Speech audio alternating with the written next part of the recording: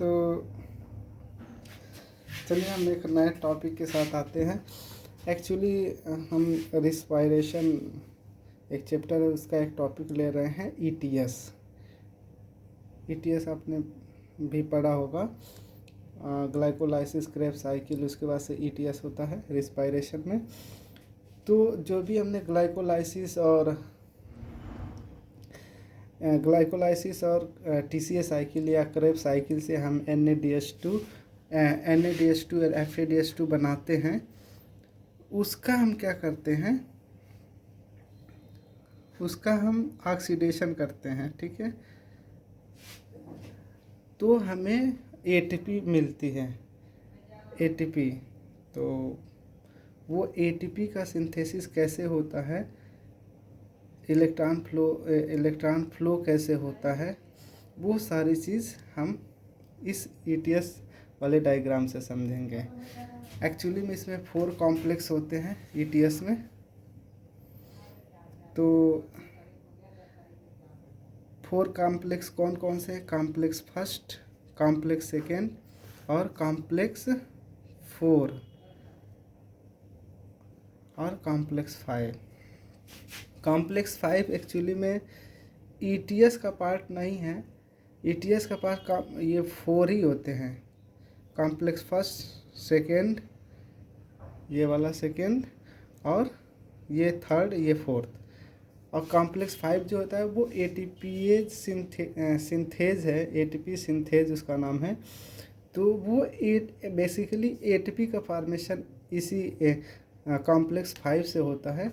तो जो ETS का पार्ट नहीं है, लेकिन ये इसी में हम पढ़ते हैं ATP का सिंथेसिस कैसे, क्योंकि ATP का सिंथेसिस जो होता है, ATP का जो सिंथेसिस होता है वो ETS पे डिपेंड है, क्योंकि ETS की वजह से ही प्रोटॉन इंटर मेम्ब्रेन स्पेस में आते हैं, वही प्रोटॉन ग्रेडियंट बनता है। प्रोटॉन ग्रेडियंट को ब्रेक करके जो कॉम्प्लेक्स 5 है ATP बनाता है।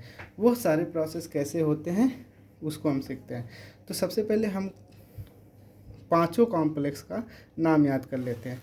पहले का नाम है NADH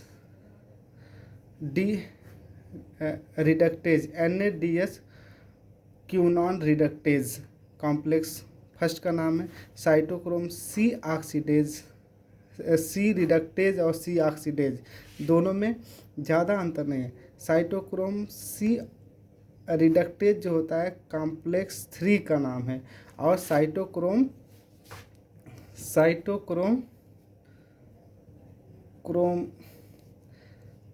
C ऑक्सीडेज कॉम्प्लेक्स 4 का नाम है। ठीक, साइटोक्रोम C ऑक्सीडेज कॉम्प्लेक्स 4 का नाम है। ठीक है, और कॉम्प्लेक्स 5 का नाम है ATP सिंथेज, और कॉम्प्लेक्स 2 का नाम है succinate coenzyme Q reductase, succinate coenzyme Q reductase. ये कॉम्प्लेक्स सेकेंड का नाम है। अभी कॉम्प्लेक्स क्या करते हैं, कैसे इलेक्ट्रॉन का फ्लो करते हैं। देखिए, हमने वहाँ TCA साइकिल और ग्लाइकोलाइसिस में हमने क्या प्रोड्यूस किया था, NADH2 और FADH2 प्रोड्यूस किया था। ये FADH2 से हम इलेक्ट्रॉन लेंगे और NADH2 से इलेक्ट्रॉन लेंगे। इसको हम लोग इलेक्ट्रिकल पोटेंशियल या इलेक्ट्रिकल ग्रेडियंट के वजह से इस इलेक्ट्रॉन का मूवमेंट होगा। जो फाइनल इलेक्ट्रॉन होगा वो ऑक्सीजन एक्सेप्ट करेगा और वो वाटर में कन्वर्ट हो जाएगा। ये है पूरा प्रोसेस। तो कैसे है, देखिए, NADH रिडक्टेज नाम आपने सुना ही है। तो कॉम्प्लेक्स फर्स्ट का आता है। यहाँ पे क्या होता है, NADH से 2 इलेक्ट्रॉन निकलते हैं। NADH से इलेक्ट्रॉन एक्सेप्ट जो करता है वो FMN करता है, फ्लेविनाइड मोनोन्यूक्लियोटाइड ऐसे नाम है। तो वो एक्सेप्ट करता है। और वो क्या करता है, आयरन क्लस्टर को अपना इलेक्ट्रॉन दे देता है। देखिए, आयरन क्लस्टर को अपना इलेक्ट्रॉन दे देता है। उसी देखिए, जो आयरन क्लस्टर होता है वो 9 होते हैं। आयरन क्लस्टर वो 9 आयरन क्लस्टर होते हैं, जिसमें से एट ए टाइम 7 एक्टिवेट होते हैं। आपको पता है, देखिए जब ये अपना इलेक्ट्रॉन देगा तो कॉम्प्लेक्स फर्स्ट में कन्फर्मेशनल चेंज होगा, इलेक्ट्रॉन इसको आयरन क्लस्टर इलेक्ट्रॉन एक्सेप्ट करेगा। तो क्या होगा कि इसमें 4 डोमेन होते हैं, 4 डोमेन होते हैं कॉम्प्लेक्स फर्स्ट में। तो डोमेन फर्स्ट एक हाइड्रोजन को रिलीज करेगा, फिर डोमेन सेकेंड दूसरे हाइड्रोजन आयन को रिलीज करेगा, प्रोटॉन को रिलीज करेगा, फिर ऐसे चारों डोमेन एक एक करके अपना प्रोटॉन को इंटर मेम्ब्रेन स्पेस में डाल देते हैं, भेज देते हैं। ये इसलिए देखिए, अगर ये जो कॉम्प्लेक्स फर्स्ट है, जैसे इलेक्ट्रॉन इससे लेगा, इसमें जो एनर्जी होगी गिब्स फ्री एनर्जी वो 16.6 किलो कैलोरी पर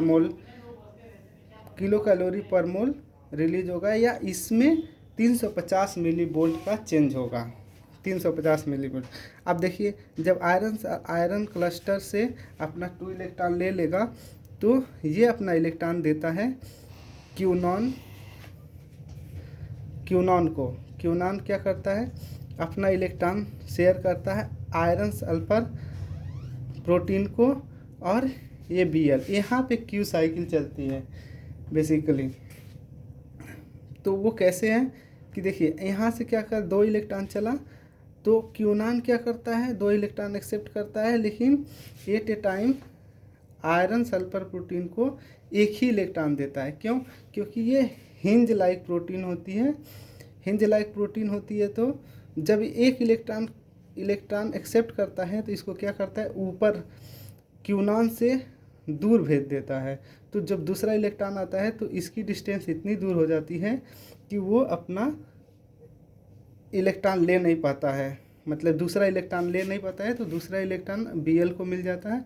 Bl क्या होता है, BH पे कन्वर्ट होता है, फिर सेमी क्यूनॉन बनाता है, सेमी क्यूनॉन।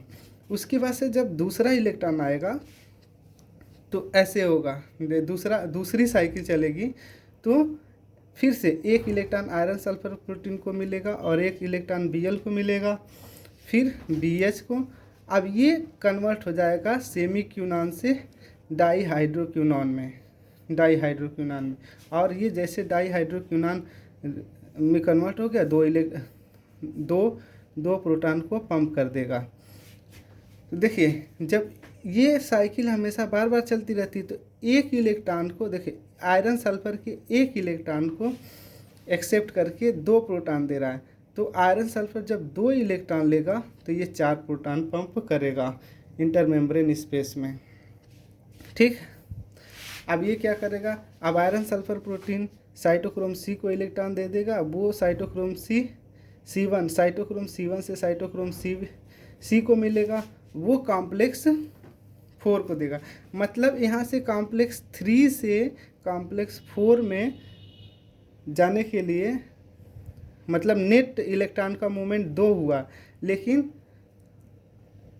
क्यूनॉन को कितने इलेक्ट्रॉन मिले, क्यूनॉन को टोटल मिले 4, लेकिन वो 2 तो नेक्स्ट कॉम्प्लेक्स को देता है, कॉम्प्लेक्स 4 को देता है, लेकिन कॉम्प्लेक्स सेकेंड को क्या करता है, कॉम्प्लेक्स थर्ड को 2 इलेक्ट्रॉन, कॉम्प्लेक्स थर्ड में ही 2 इलेक्ट्रॉन यहाँ पे Bl BH और इसको दे देता है। मतलब नेट यहाँ 4 इलेक्ट्रॉन का मूवमेंट हुआ, लेकिन ये जाता कितना है अगले कॉम्प्लेक्स को, 2 इलेक्ट्रॉन।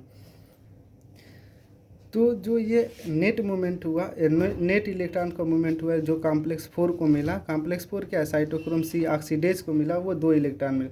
वो 2 इलेक्ट्रॉन क्या करता है, ऑक्सीजन एक्सेप्ट करता है, वाटर में कन्वर्ट हो जाता है।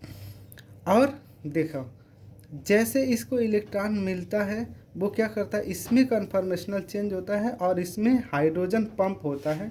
उसके वजह से नहीं, हाइड्रोजन चैनल होता है, हाइड्रोजन आयन चैनल होता है, उसकी वजह से 2 प्रोटॉन का मूवमेंट होता है, 2 प्रोटॉन का, किसके, प्रोटॉन चैनल की वजह से 2 प्रोटॉन क्या होता है, इंटर मेम्ब्रेन स्पेस में ट्रांसफ़र कर दिया जाता है। ठीक, कैसे? क्योंकि इस कॉम्प्लेक्स में, कॉम्प्लेक्स 4 में कन्फर्मेशनल चेंज हुआ, और इसमें जो कन्फर्मेशनल चेंज हुआ और ये वोल्टेज भी चेंज हुआ, इसका 450 मिली वोल्ट चेंज हुआ। इसकी वजह से क्या होता है, इसमें प्रोटॉन चैनल होता है वो ओपन होता है, और 2 प्रोटॉन को मैट्रिक्स से उठा करके इंटर मेम्ब्रेन स्पेस में डाल देता है। इसी तरह से अब हम आते हैं कॉम्प्लेक्स सेकेंड में। कॉम्प्लेक्स सेकेंड क्या है हमारा, सक्सिनेट कोएंजाइम क्यू रिडक्टेज। ये क्या करता है, देखिए हम टोटल प्रोटॉन का पहले काउंट कर लें। टोटल प्रोटॉन हमारा कितना है, 4 यहाँ, 8 और 2 यहाँ, मतलब एक NaDH2 से 10 प्रोटॉन का ट्रांसफ़र हो रहा है। कहाँ पे, इंटर मेम्ब्रेन स्पेस में। तो ये याद रखिएगा। अब एक FADH2 से कितना प्रोटॉन ट्रांसफ़र हो रहा है वो हम दिखाते हैं और इसको भी समझते हैं। जो कॉम्प्लेक्स सेकेंड है वो FADH2 से इलेक्ट्रॉन लेगा और FADH में कन्वर्ट हो जाएगा ये, और आयरन सल्फर क्लस्टर, देखिए इसमें आयरन सल्फर क्लस्टर 9 थे, इसमें 3 हैं। ठीक है, तो 3 है, तो इसलिए ये अपना 4 प्रोटॉन नहीं निकाल पाता है, ये सिर्फ 2 ही यहाँ से मतलब कॉम्प्लेक्स थर्ड से अपना प्रोटॉन रिलीज करता है। कॉम्प्लेक्स फर्स्ट FADH2, या जब FADH2 से इलेक्ट्रॉन मूवमेंट होता है तो कॉम्प्लेक्स फर्स्ट का इन्वॉल्वमेंट नहीं होता है, इसीलिए 4 इलेक्ट्रॉन, इससे 4 प्रोटॉन जो होते हैं वो कम होते हैं NaDH2 से FADH2 में। ठीक है, तो अब देखिए ये क्या करता है, डायरेक्ट अपना इलेक्ट्रॉन किसको दे देता है, ये क्यूनॉन को, अपना इलेक्ट्रॉन किसको दे देता है, क्यूनॉन को। अब ये क्यूनॉन क्या करता है, इसी तरह से जैसे पहले प्रोसेस हुआ, एक इलेक्ट्रॉन FES को दे देगा और एक इलेक्ट्रॉन अपना Bl को। ये एक्चुअली में इसको बेसिकली हम क्यू साइकिल बोलते हैं, क्यू साइकिल।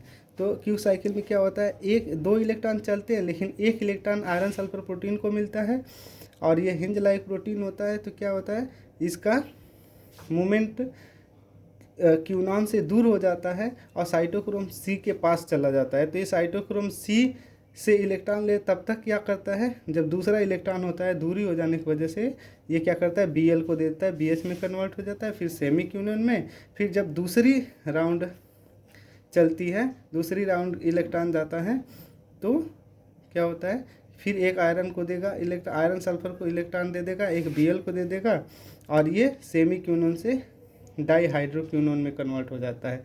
बाकी आगे के सारे प्रोसेस सेम है, जैसे कॉम्प्लेक्स, जैसे NaDH2 में हुआ था। ये साइटोक्रोम C1 से साइटोक्रोम C से कॉपर A, साइटोक्रोम A, उसके बाद से कॉपर B और साइटोक्रोम A3 को इलेक्ट्रॉन मिलेगा। यहाँ से क्या करेगा, ऑक्सीजन इलेक्ट्रॉन एक्सेप्ट करेगा और कन्वर्ट हो जाएगा वाटर में।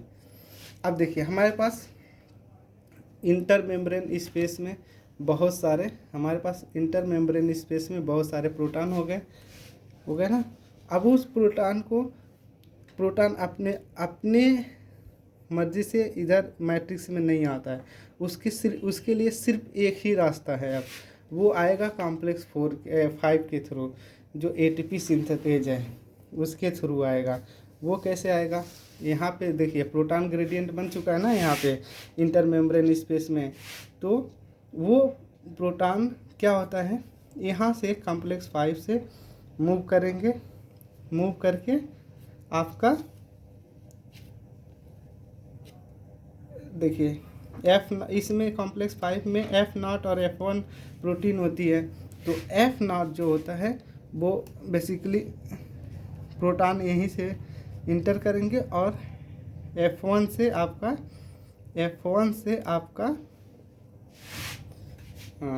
क्या होगा, हाइड्रोजन आयन या प्रोटॉन निकलेगा। तो ADP से एडीपी से और इनऑर्गेनिक फास्फेट से मिलकर के एटीपी बन जाता है। ये टोटल एक्चुअली में अभी अभी आप इतना ही समझें, इसको एटीपी का सिंथेसिस कैसे होता है एक अलग कॉन्सेप्ट है, वो मैं पूरा बताऊंगा किसी दूसरे वीडियो में, तो उसके लिए इंतज़ार करिए। अभी यहीं तक समझिए। तो आपको ईटीएस समझ में आया होगा होप। ईटीएस में ये वाला कॉन्सेप्ट जो था कि प्रोटॉन का मूवमेंट ये चार कैसे हो, चार यहाँ पे चार प्रोटॉन का मूवमेंट कैसे होता है, ये बहुत लोगों को कन्फ्यूजन होता है, इसलिए मैंने इस चीज़ को क्लियर किया है। तो आप भी इसको अच्छे से याद करिएगा। और ये बहुत अच्छा डायग्राम भी है, आप भी ऐसे बना लीजिए, और इस चीज़ को समझने के लिए ये बहुत आसानी से समझ में भी आएगा। तो अब यहीं पे वीडियो रोकते हैं। अगर अच्छा लगेगा तो प्लीज़ सब्सक्राइब करिएगा और लाइक भी कर दीजिएगा। धन्यवाद।